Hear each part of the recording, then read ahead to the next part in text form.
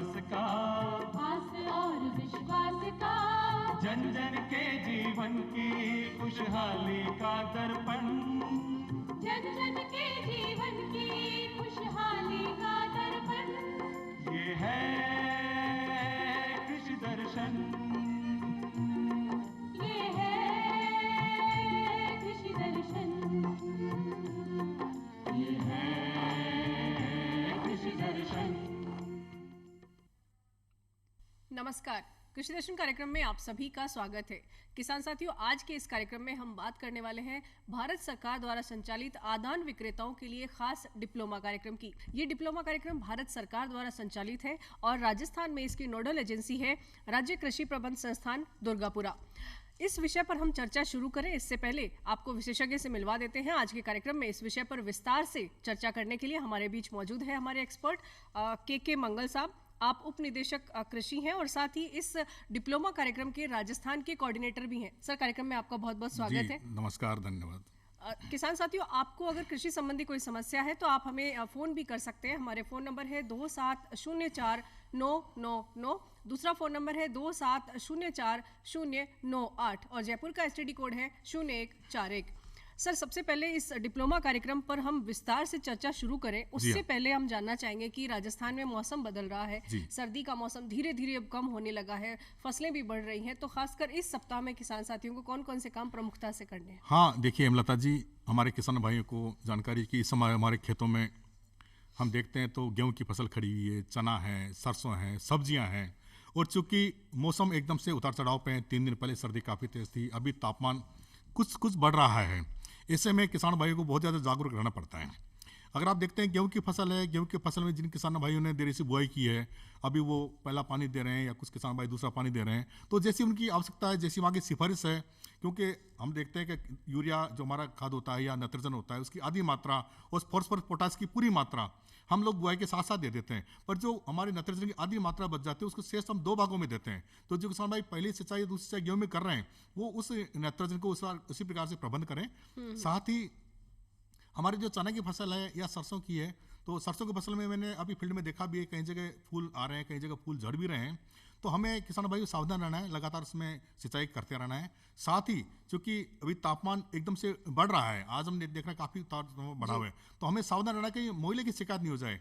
चेपा या मोइला इस समय बहुत तेज़ी से फैलता है, तो हमें पूरा जागरूक रहना है। साथ ही चने की फसल है, चने की फसल में फूल भी आ रहे हैं, तो हमें सावधान रहना है कि इस समय चूंकि ये तापमान में इनमें काफ़ी उतार चढ़ाव है। कुछ विशेषज्ञ ये बता रहे हैं कि 2 दिन बाद फिर कुछ तापमान कम हो सकता है या बारिश की भी संभावना है, तो हमें पूरी तरह सतर्क रहना है। ऐसे में क्या होता है, चने की फसल में जो आपके हरी लट होती है, सुंडी बोलते हैं, उसका प्रकोप धीरे धीरे शुरू हो जाता है। जब शुरू में ये लट बहुत छोटी होती है, हमें दिखाई नहीं देती है, हम लोग असावधान रखते हैं, और जब बाद में लट बड़ी हो जाती है तब तक बहुत ज़्यादा नुकसान हो चुका होता है। तो हमें मुख्य रूप से तो इस समय खेतों का भ्रमण करते हुए ये सावधान रहना है कि किसी प्रकार से कीड़े का या बीमारी का प्रकोप नहीं हो। अगर कोई प्रकोप होना शुरू होता है तो आप तुरंत अपने जो भी निकटतम कृषि परीक्षक है या कृषि विभाग के जो हमारे कार्मिक है उनसे आप संपर्क करके जो भी सिफारिश की आपके यहाँ कीटनाशक है उनका आप इस्तेमाल शुरू कर दें। जी, बहुत ही अहम बात आपने कही कि निगरानी करना बेहद जरूरी है और दूसरा प्रबंधन करना है, चाहे वो रोगों का है या कीटों का है। अब हम बात करते हैं इस डिप्लोमा कार्यक्रम की। अब सर, जैसा कि हमारे राजस्थान की अगर हम बात करें तो क्योंकि भारत सरकार का कार्यक्रम है, अलग प्रदेशों में भी चल रहा होगा ये, राजस्थान की बात करें तो बहुत सालों से हमारे किसान साथी खाद, बीज, कीटनाशक का काम कर रहे हैं एज ए विक्रेता, यानी विपणन कर रहे हैं। तो इस डिप्लोमा कार्यक्रम की आवश्यकता क्यों पड़ी, इसके क्या फायदे होंगे किसानों को, ये जरा बताइए। हेमलता जी, अगर हम इसको एक बड़े परिप्रेक्ष्य में देखें, राजस्थान आज देश का सबसे बड़ा राज्य है। सबसे ज़्यादा जो खेती होती है वो राजस्थान में होती है, लगभग 180 लाख हेक्टेयर से ज़्यादा एरिया में हमारे यहाँ खेती होती है। 50,000 से ज़्यादा अधिक हमारे यहाँ गाँव और ढाणियाँ हैं। 74 लाख से ज़्यादा हमारे यहाँ किसान परिवार है और गाँव दूर दराज गाँव ढाणियों में निवास करते हैं। और हमारे किसान बहुत मेहनती है। अगर आप रेत के धोरों में देखते हैं तो हमारे किसान 400, 500, 600 फीट से गहरे से पानी निकालते हैं। हमारे यहाँ नदियाँ में लगातार पानी नहीं बहता, नदी हमारे यहाँ कम है। किसान हमारा बहुत जागरूक, बहुत मेहनती है। और किसान को जानकारी देने के लिए हमारे पास कृषि विभाग का स्टाफ होता है, जो गाँव में हमारे कृषि परीक्षक होते हैं, सहायक कृषि अधिकारी होते हैं। पर चूंकि किसानों की संख्या हमारे यहाँ बहुत ज़्यादा है और ये हमारे कृषि परीक्षक कम है, सरकार की अपने थोड़ी सी लिमिटेशन होती है। भारत सरकार ने 2014 में कार्यक्रम शुरू किया था देसी के नाम से, कृषि आदान विक्रेताओं का कृषि सेवाओं में विस्तार से डिप्लोमा, यानी कि diploma in agriculture extension services for input dealers. इसमें जो हमारे कृषि आदान विक्रेता होते हैं, और राजस्थान के परिप्रेक्ष्य में बात करेंगे तो 50,000 से ज़्यादा हमारे यहाँ कीटनाशक, खाद और बीज के विक्रेता है।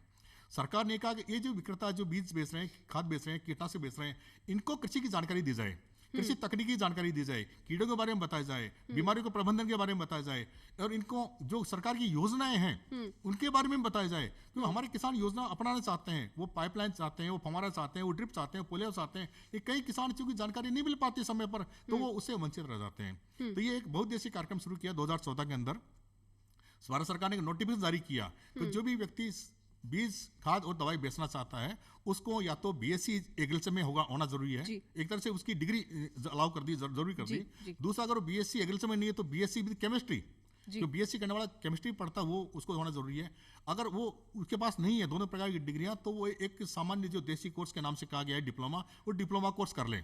डिप्लोमा कोर्स कर लेगा तो उसके दो फायदे होंगे। जो हमारे पुराने विक्रेता है 2014 के पहले के जिन्होंने के पास ये व्यवसाय चलता रहा है, उनको अपना लाइसेंस नवीनीकरण करवाना है तो वो उसको डिग्री लगा देगा।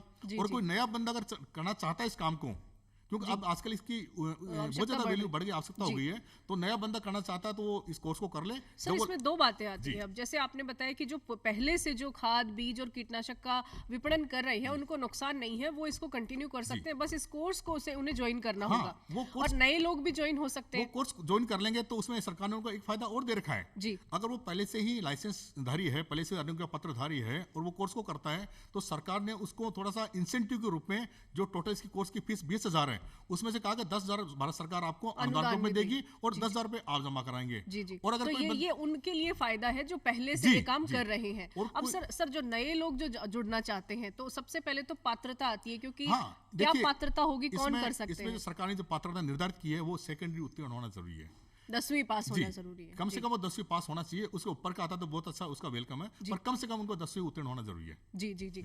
सर, फीस की आपने बात की, तो क्या इसके लिए इंस्टॉलमेंट होगी या एक मुश्त किसानों को जमा कराना हो, या जिस भी व्यक्ति को? एक मुश्त ही जमा कराना होता है। अगर वो पहले से आदान विक्रेता है तो उसका 10,000 रुपए का डीडी बनता है, और अगर कोई नया आता है, नवीन रूप से वो व्यवसाय करना चाहता है, एकदम उसको फ्रेशर करते हैं, तो वो 20,000 रुपए का डीडी बनाता है। वो एक ही किस्त में अपना पैसा जमा करा देता है। जी। सर, इसके फायदे तो बहुत सारे हैं, तो किसान साथियों को बताना चाहेंगे कि अगर आप पहले से खाद, बीज या फिर कीटनाशकों का आप विपणन कर रहे हैं, आप विक्रेता है, तो आपके लिए तो बहुत ज्यादा फायदा है। इसमें 50% अनुदान एक तरह से फीस में है, 10,000 रुपए का अनुदान जो है वो सरकार दे रही है। नए लोग जुड़ना चाहते हैं तो नए लोग इस कोर्स को करने के बाद अपना व्यवसाय शुरू कर सकते हैं, तो फिर तो आपके मुनाफे ही मुनाफे हैं। बस जरूरत है तो एक कदम आपको बढ़ाने की, सरकार की व्यवस्थाएं आपके घर तक पहुंच गई हैं, आप एक कदम आगे बढ़ाइए। और सर, अब बात आती कहां से करें, तो किसानों को ये तो जानकारी मिल गई कि कोर्स है, लेकिन करना कहां से? देखिए, इसका हेमलता जी, भारत सरकार ने हैदराबाद में इंस्टीट्यूट मैनेज के नाम से राष्ट्रीय कृषि प्रबंधन संस्थान, उसको पूरे राष्ट्रीय स्तर का नोडल एजेंसी बना रखा है। और मैनेज हैदराबाद ने श्याम, यानी कि राज्य कृषि प्रबंधन संस्थान दुर्गापुरा जयपुर को नोडल एजेंसी बनाया हुआ है। और श्याम के माध्यम से राजस्थान के किसी भी जिले का हमारा प्रशिक्षणार्थी, उनके जिले में जो भी स्थित है, कृषि विज्ञान केंद्र है या कृषि महाविद्यालय है, कृषि अनुसंधान केंद्र है, या हमारे परियोजना निदेशक आत्मा का ऑफिस है, वहां से कोर्स कर सकते हैं। राजस्थान में लगभग सभी जिलों में ये जो भी आपके कृषि विज्ञान केंद्र है, आपके कृषि विश्वविद्यालय है, सब जगह कोर्स संचालित किया जा रहा है। और अपने निकटतम, अपनी सुविधा के हिसाब से वहां पर वो संपर्क कर सकता है। आवेदन की प्रक्रिया क्या होगी, किस तरह के कागजात की जरूरत पड़ेगी? आवेदन की प्रक्रिया इसमें बहुत आसान है। एक तो इसका एप्लीकेशन फॉर्म होता है, आवेदन पत्र सादा, जो सभी जगह उपलब्ध है, उस पर अपना फोटो चश्मा कर देते हैं, वो 2 फोटो उसमें लगाते हैं। साथ ही अपने आधार कार्ड की फोटोकॉपी उसमें लगाई जाती है, और अगर वो पुराना आदान विक्रेता है तो लाइसेंस की फोटोकॉपी लगाई जाती है उस पर। उनके जो 10वीं उत्तीर्ण करने का या 10वीं का मार्कशीट या उसका प्रमाण पत्र, उसकी फोटोकॉपी लगा दी जाती है। और साथ में अपना डीडी लगा करके वो अपने जो भी निकटतम कृषि विज्ञान केंद्र है, कृषि महाविद्यालय है, जहाँ से वहाँ पर वो उसको जमा करा देते हैं। उनके माध्यम से वो हमारे श्याम दुर्गापुरा में जमा हो जाते हैं। जी सर, अब एक और बात आती है कि चलिए फीस भी जमा करा देंगे, कोर्स भी कर लेंगे, लेकिन जो लोग व्यवसाय कर रहे हैं या फिर जो लोग करना चाहते हैं वो और भी कई तरह के काम कर रहे होते हैं, तो रेगुलर कोर्स को ज्वाइन करने का मतलब रेगुलर क्लासेस अटेंड करना पॉसिबल नहीं होगा, तो उसकी क्या प्रक्रिया रहेगी, कैसे होगा? इसके लिए भी हेमलता जी बहुत अच्छी व्यवस्था सरकार ने की है, क्योंकि हमारे इसमें कई कृषि आदान विक्रेता आते हैं, और निसंदेह अगर वो बीच में आएंगे, लगातार आएंगे, तो उनका व्यवसाय बाधित होता है, उनके ग्राहक टूट जाते हैं। और किसान तो, और किसानी एक ऐसा काम है जिसको कभी आप बाधित नहीं कर सकते। आपने देखा कि लॉकडाउन में समय भी सब कुछ बंद था, लेकिन सरकार ने दुकानें 3 दिन में खोल दी थी। किसानी कभी इंतजार नहीं करती। बुआई करनी तो आपको करनी है, कटाई करनी है तो करनी है, कीड़े लग गए तो आपको उपचार करना ही होगा। आप 4 दिन इंतजार करेंगे जब तक खेत साफ हो जाएगा। जी, जी। तो इस बात को सरकार ने समझा है। और ये जो कोर्स है ये सप्ताह में 1 दिन चलता है, ये वंस इन ए वीक इसमें आना होता है। और उस संस्थान के हिसाब से या तो रविवार को या शनिवार को, जी। जिससे कि उस संस्थान का काम भी डिस्टर्ब नहीं होता।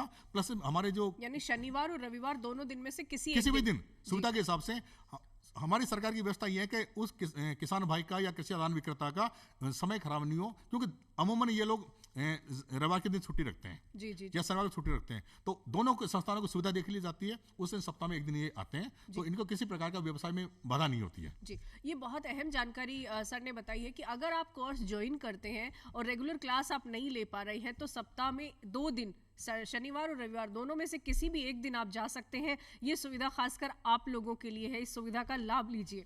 सर, एक और बात आती है कि ये डिप्लोमा कार्यक्रम की जानकारी किसानों तक कैसे पहुंचेगी, क्योंकि बहुत सारे दूर दराज तक किसान है, फायदा लेना चाहते हैं, एंटरप्रेन्योर बनना चाहते हैं, बट जानकारी कैसे पहुंचेगी? देखिए, अधिकांश जिलों में ये कोर्स चल रहे हैं जी, और सभी कृषि विज्ञान केंद्र, सभी कृषि महाविद्यालय, सभी कृषि अनुसंधान केंद्र, और जोधपुर में बात करें तो आप जोधपुर में 6 जगह कोर्स चल रहा है।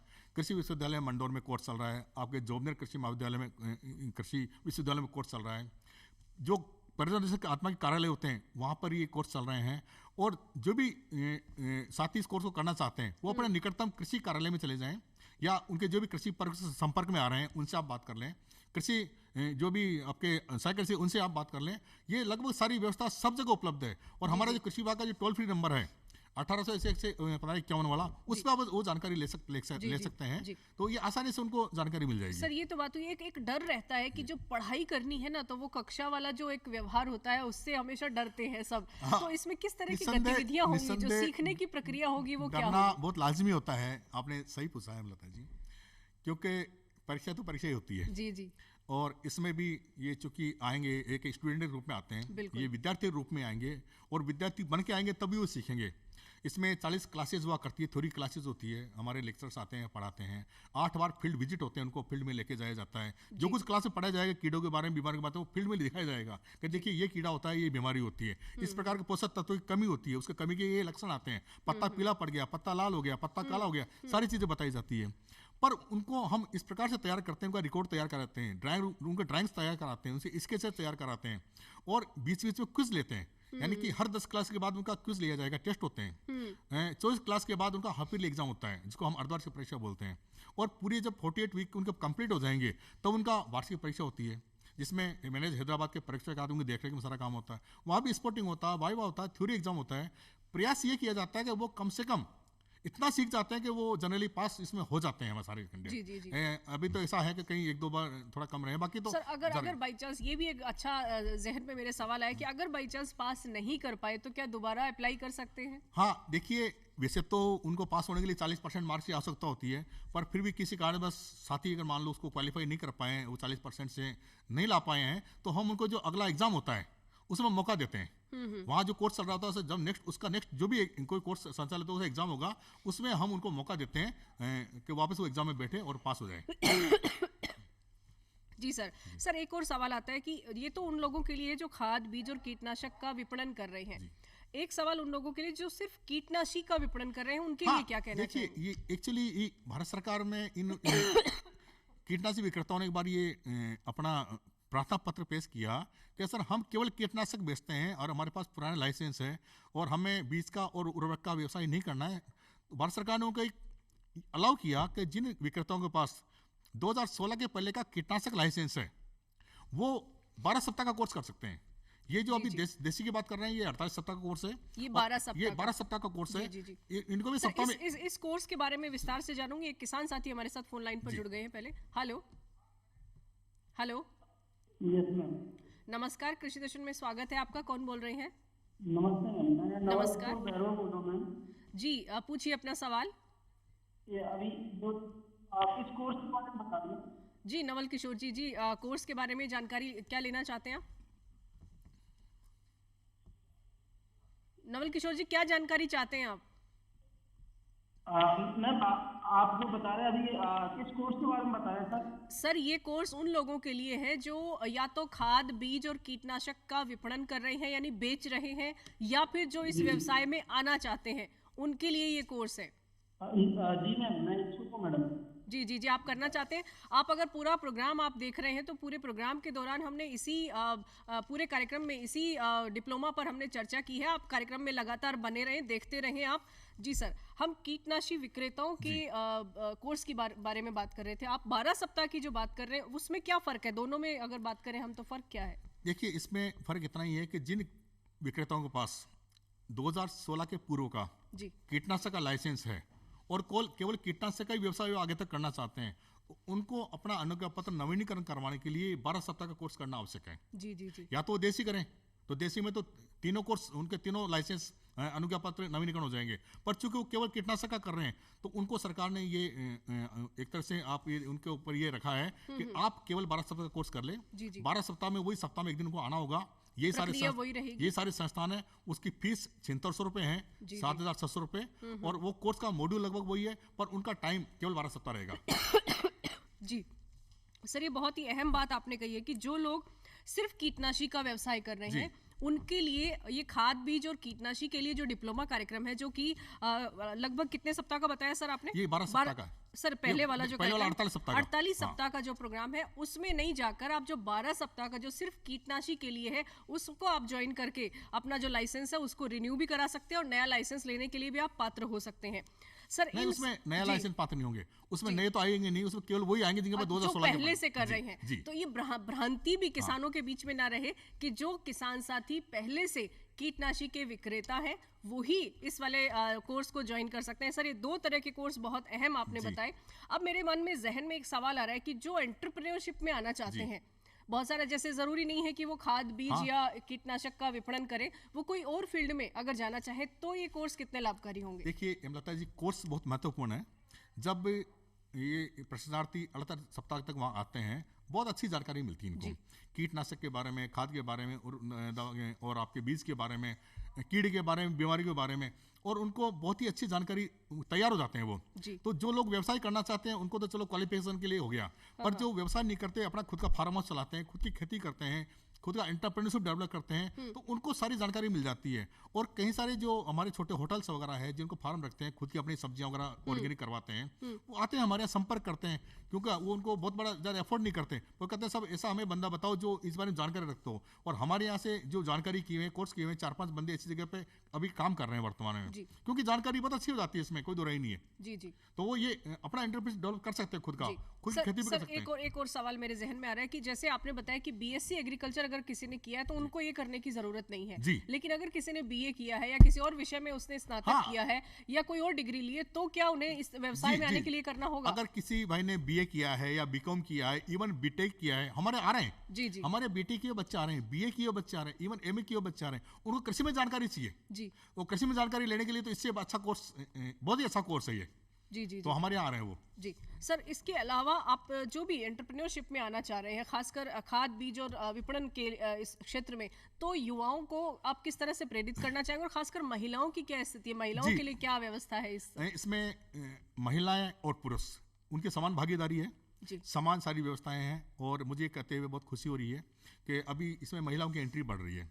भारत सरकार का जोर भी है, क्योंकि जब सभी क्षेत्रों में महिलाएं हैं तो ये जो उर्वरक का व्यवसाय है, कीटनाशक का व्यवसाय है, हमारे बीज का व्यवसाय, इसमें भी महिलाओं को आगे आना चाहिए। और आज हमने एक कोर्स शुरू किया दुर्गापुरा में, वहाँ पर भी 3 महिलाओं ने उसमें भाग लिया है और उद्घाटन सत्र था, वो पूरे साल भर तक काम करेगी। अभी सरदार सर जिला चूरू में हमने एक कोर्स का एग्जाम किया था, वहाँ भी 3 महिलाएं थी। तो मेरा तो बहनों से भी यही निवेदन है कि आप भी इसमें आइए। हमारे ग्रामीण क्षेत्र के जो हमारे माताएं बहनें हैं वो खेती में काम करती है, और अगर उनको जानकारी रहेगी वो खुद इस बात को समझेगी कि कौन सा कीड़ा लगा हुआ है, कौन सी बीमारी लगी हुई है, ये जो सिम्टम दिख रहे हैं, ये जो पत्ता काला पड़ गया है तो ये ब्लाइट से पड़ रहा है, या पत्ता पीला पड़ गया है तो किसी इसकी कमी है, या फंगस ही पीला पड़ा है। तो ये बहुत ही अच्छी जानकारी और बहुत ही लाभदायक होगा। इसमें एक और सवाल इस जहन में आ रहा है, जो बच्चियां स्कूल में एग्रीकल्चर सब्जेक्ट से जो पढ़ रही हैं 11वीं में 12वीं में, या फिर वो एग्रीकल्चर पढ़ रही, क्या वो उन्हें भी ये कोर्स करने की जरूरत होगी?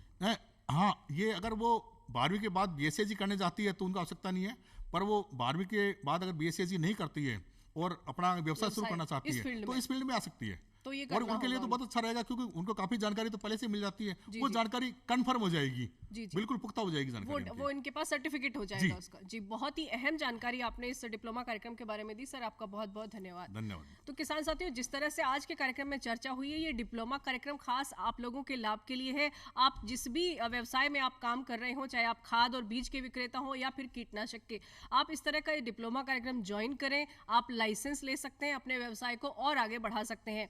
उम्मीद है कार्यक्रम आपको पसंद आया होगा। आपको कैसा लगा हमें लिख भेजिए चिट्ठी। हमारा पता है कार्यक्रम कृषि दर्शन, डीडी राजस्थान, दूरदर्शन केंद्र, झलाना डूंगरी, जयपुर। तो आज के लिए बस इतना ही। फिर होगी आपसे मुलाकात नई जानकारियों के साथ। तब तक के लिए इजाजत दीजिए। नमस्कार। नमस्कार।